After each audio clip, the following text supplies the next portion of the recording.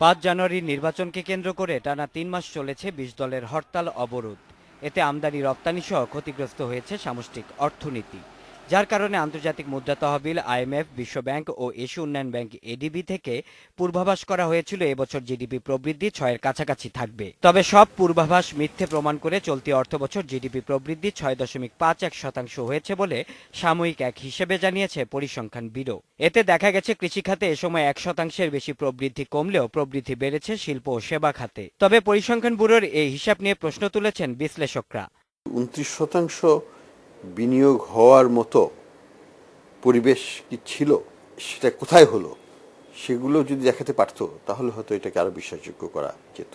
বিতর্কের ঊর্ধ্বে নেওয়ার একটা দায়িত্ব কিন্তু বিবিএস এর আছে এবং বিবিএসকে সেই দায়িত্বটা নিতে হবে। গভর্নমেন্টের কোনো যেটারে আমরা সরাসরি ভাষায় বলি কারসাজি, এসব থাকে বলে আমার কাছে মনে হয় না। অতি উৎসাহী লোকজন থাকে না আমাদের সোসাইটিতে, মিনিস্টার প্ল্যানিংকে খুশি করার জন্য একটা কিছু করে দিল ম্যানিপুলেশন, ইট ইজ পসিবল। তবে তা মানতে নারাজ পরিকল্পনা কমিশন। কমিশনের সদস্য শামসুল আলম জানান, সেবা খাতের পরিবহন উপখাত ছাড়া বাকি 10টি উপখাতেই প্রবৃদ্ধি বেড়েছে, তাই বিবিএস এর তথ্যে কোনো ভুল নেই।